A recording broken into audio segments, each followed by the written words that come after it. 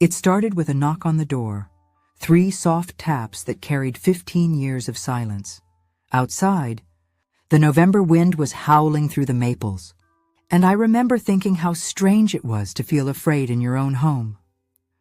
When I opened the door, he was standing there, Ethan, my brother, the man who disappeared when our mother was dying, who stole my father's car, who left nothing behind but a note that said, "Don't wait for me." And now, there he was, older, thinner, eyes a shade darker, like someone who had been walking through shadows for too long.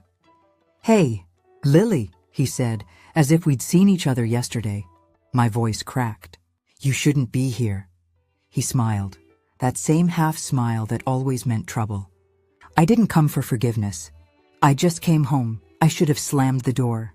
But I didn't, because even after everything he'd done, he was still my brother. And family, in towns like ours, isn't something you escape. It's something that follows you." He looked past me into the living room. The old fireplace, the faded photo of Mom, the house that hadn't changed since the night he left. "It's the same," he said softly. "Not everything stays the same," I answered. He looked at me again, and I saw the first crack in his mask. The kind that comes from guilt, not grief. "I'm dying, Lil," he said. Just like that, flat, unemotional. I didn't believe him, not then, not after all the lies he'd told, but something in his voice made me step aside and let him in. He dropped his bag by the door and took off his coat, moving like a stranger in a museum. We sat across from each other at the kitchen table, the same one where we'd eaten cereal as kids, and lied to our parents about grades and curfews. Now we were adults, and every word between us felt like walking on glass. "So," I said, "you're dying." He nodded. "Liver. The doctor says months, maybe less." I studied his face, the way he couldn't hold my gaze, the tremor in his hands. He wasn't lying. Not this time. We sat in silence for a while, listening to the old clock ticking above the fridge. "I didn't know where else to go," he said finally. "You were the only one who ever looked at me like I was still worth saving." "Maybe I was wrong," I said. He smiled, but it didn't reach his eyes. "You're still angry." "I spent 15 years trying not to be." He looked down at his hands. "I don't blame you." "Good," I said, "because I don't forgive you." Later that night, after he'd fallen asleep on the couch, I stood by the window, watching the streetlights blur through the cold glass. It was strange, how easy it is to feel like a stranger in your own life. The house felt different with him in it. The air thicker, like memories were waking up one by one. Mom's voice, Dad's silence, the sound of a car door slamming, the night Ethan left. The next morning, I found him sitting on the porch, smoking one of Dad's old cigarettes. "You kept the same brand," he said. "I kept everything." He nodded. Then after a long pause, he said, "I want to make things right before I go. You can't fix 15 years in a weekend." "Maybe not," he said, "but I can try." He reached into his jacket and handed me a folded photograph. It was of us, Ethan and me as kids, standing in front of the same porch we were sitting on now. On the back, written in Mom's handwriting, was a date, Thanksgiving, 1997. That was the year everything changed, the year our father died. He said, "I know what you think happened that night." "I know what did happen," I said. He looked away. "No, Lily, you really don't." My pulse quickened. "Don't do this," he sighed. "I've carried it long enough. You deserve to know." I didn't want to hear it, but he told me anyway, about the argument, the broken glass, the car keys in Dad's hand, how Ethan followed him out to the barn to stop him from driving drunk, and how the fight turned into something worse. "He slipped," Ethan whispered. "He hit his head on the tractor hitch. It wasn't an accident, but it wasn't murder either," my breath caught. For years I'd believed he'd killed Dad out of rage. That's why he'd run. That's why Mom died of heartbreak 6 months later. But now I wasn't sure what to believe. He looked at me then, eyes wet but steady. I called the cops that night, Lil, but I hung up. I was scared. I thought they'd never believe me. I wanted to scream, to hit him, to tell him that his fear had ruined all of us. But I couldn't, because in his voice, I heard something I hadn't heard in years. The truth. When he finally went inside, I stayed on the porch, watching the last of the leaves fall from the oak tree. 15 years of anger and one confession later, I didn't know what to feel. Relief? Grief? Or just emptiness? That night, as the wind rattled the windows, I went to the attic, opened the old chest where Mom kept her journals, and in the one from November '97, I found something that stopped my heart cold. A single line written in blue ink. Ethan wasn't alone that night. The words from Mom's journal kept echoing in my mind. Ethan wasn't alone that night. I sat there in the attic, the smell of old cedar and dust around me, my heart pounding against 15 years of denial. What did she mean? Who else had been there? Downstairs, I could hear Ethan moving, the slow shuffle of a man who had nowhere left to run. I closed the journal, slipped it into my sweater, and went down. He was in the kitchen, making coffee, like it was a normal morning, like ghosts didn't live here. Couldn't sleep? He asked. Could you? He shook his head. I stopped trying years ago. I studied him. His skin looked pale, almost gray. The tremor in his hands had grown worse. What did you mean when you said you wanted to make things right? I asked. He looked at me, eyes tired. I want to tell the truth, Lil. To everyone. About Dad? About everything. 2 days later, our aunt called. The one who raised me after Mom died. She said, "You're still coming for Thanksgiving, right?" I hesitated. Ethan was standing in the doorway, listening. "Yeah," I said finally. "We'll both be there." Her silence on the other end said more than words. Then, "You do what you think is right, Lily, but be careful." When I hung up, Ethan smiled faintly. "You told her I'm coming? She deserves to know you're alive." "Alive is generous," he said. "But thanks, the drive to Aunt May's house took an hour." Ethan rode beside me in silence, watching the landscape blur. Rusty fields, gray skies, a world half asleep before winter. "You ever think about leaving this place for good?" He asked. "I tried," I said. "But leaving doesn't mean forgetting." He smiled, small and sad. "Yeah, I learned that too late." When we pulled into the gravel driveway, Aunt May was already on the porch. Her arms crossed, her expression unreadable. "Hi." "Aunt May," I said. Her eyes flicked to Ethan. "I thought I'd never see you again." "Guess I ran out of places to hide," he said. She didn't hug him. She just turned and walked inside. That was welcome enough. Thanksgiving in our family had always been complicated. Too many empty chairs, too many unspoken words. The table was set, roasted turkey, mashed potatoes, and memories baked into every corner of the house. We sat down. Ethan across from Aunt May, me beside him. The air was heavy with everything we weren't saying. Finally, Aunt May broke the silence. "So," she said, cutting her meat slowly, "you're back." "For a while," Ethan said. "And what is it you want?" He hesitated. "Peace." Her knife hit the plate a little too hard. "You don't get to ask for peace after the war's already over?" He flinched. "I know what I did." "No, you don't," she said. "If you did, you wouldn't have left her to pick up the pieces." Her eyes met mine, and I realized she wasn't talking about Mom. She was talking about me. After dinner, when the others had gone to bed, Ethan and I sat outside on the porch. The cold bit at our fingers. The stars were sharp and endless. He said, "She still hates me." "She doesn't hate you," I said. "She just can't forgive you." "Same thing. No, hate's easy. Forgiveness takes effort." He laughed softly. "You always were the smart one." I looked at him. I found Mom's journal. That made him freeze. His cigarette trembled between his fingers. What did it say?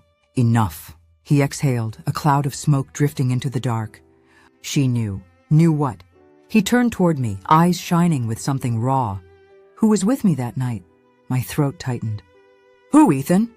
He didn't answer, just stared at the trees, the way people do when they're standing on the edge of confession. The next morning, Aunt May was gone. Early shift at the diner. Ethan was at the kitchen table again, staring at an old photo album. He looked up when I walked in. She was there, he said. Who? He swallowed hard. Mom, I froze. That's not possible. She was asleep, I remember. She wasn't. He closed the album, his voice barely above a whisper. She came outside when Dad and I were fighting. She saw him fall. My stomach turned. You're saying, she told me to run. He looked at me, tears forming. She said she'd tell them it was an accident, that she'd protect me. But it broke her. You know that, don't you? I felt like the floor had tilted. All these years I'd blamed him. Mom had blamed herself. And now he was here rewriting the truth. Why are you telling me this now? I asked. Because I can't carry it anymore. Or because you want me to forgive you before you die. He didn't deny it. He just looked at me, defeated. I'm not asking for forgiveness, just understanding. Understanding doesn't erase what happened. I know, but maybe it can keep it from happening again.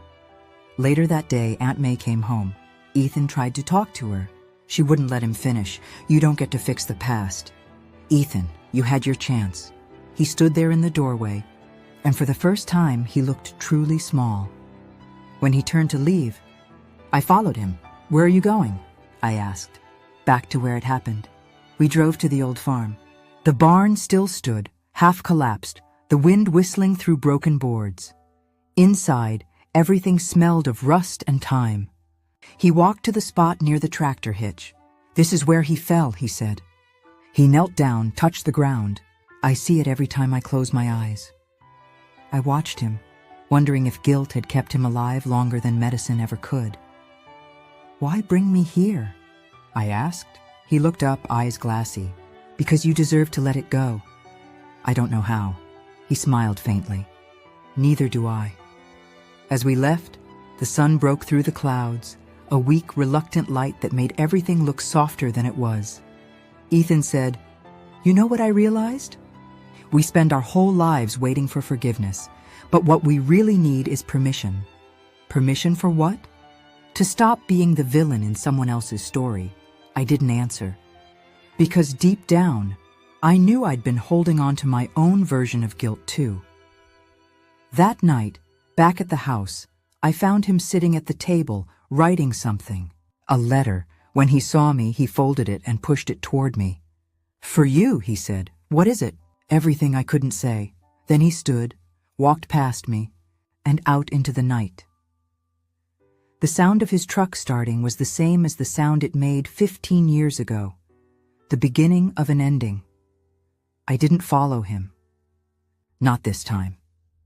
The next morning, his truck was still parked by the old bridge outside town. Empty. Keys still in the ignition.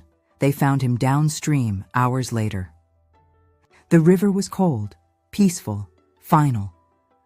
When the sheriff brought me his belongings, the letter was still folded neatly in his jacket pocket, my name written in trembling ink. I didn't open it right away. It took me 3 days to open the letter. 3 days of walking past it on the table, pretending I wasn't waiting for courage to arrive. Outside, the November rain had turned to sleet. The trees were bare now. The whole town felt like it was holding its breath. When I finally sat down and unfolded the paper, his handwriting shook across the page. Familiar, messy, human. Lily, if you're reading this, I guess I didn't make it far. You were always the one who stayed. So maybe this belongs to you more than it ever did to me. I told you most of the truth, but not all of it.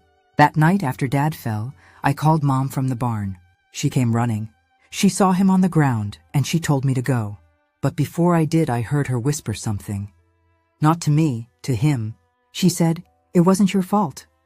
And maybe she meant me. Maybe she meant herself. But I've carried that line ever since. When people say time heals, they're lying. Time just teaches you how to live with the wound. I don't expect forgiveness. I just hope you find a way to live without the weight I gave you. Tell Aunt May I'm sorry. Tell her I remember the way she used to hum when she cooked. And if you ever go back to the farm, plant something there, something that grows in silence. Ethan and I don't remember crying, only the sound of the rain against the window, like the world was weeping for me. I folded the letter, slid it back into the envelope, and for the first time in years, the house felt still. Not heavy, just quiet. Aunt May came by the next morning. She didn't say a word when she saw the envelope on the table. She just pulled out a chair and sat across from me. "Did he tell you the truth?" she asked. "Most of it." She nodded, her eyes glistening. "Then that's more than most people ever manage before they go." I handed her the letter. She didn't open it, just pressed it to her chest. "He was always just a boy trying to fix a broken family," she said. "And we were the ones who broke him for trying." I wanted to argue, to defend the years I spent hating him, but I couldn't. Because deep down, I knew she was right. Later that day, I drove out to the farm one last time. The ground was frozen, the air sharp enough to cut through memory. I stood where he'd knelt days before, where Dad had fallen 15 years ago, and for the first time, I didn't see tragedy, I saw soil, so I did what he asked. I planted something, a small tree, maple, his favorite. The dirt was cold beneath my hands, but it felt like forgiveness, not loud or dramatic, just steady. When I stood up, I saw the sun breaking through the clouds, a weak, tired light that still managed to reach me. I whispered, "You were right, Ethan. Some things do grow in silence." Then I walked back to the truck, leaving the farm behind, but not erasing it. Because some places don't need to be forgotten. They just need to be understood. The weeks that followed blurred together. I went back to work. People offered condolences I didn't need. Life resumed, as it always does after grief, but I found myself seeing things differently. Every sound softer, every silence louder.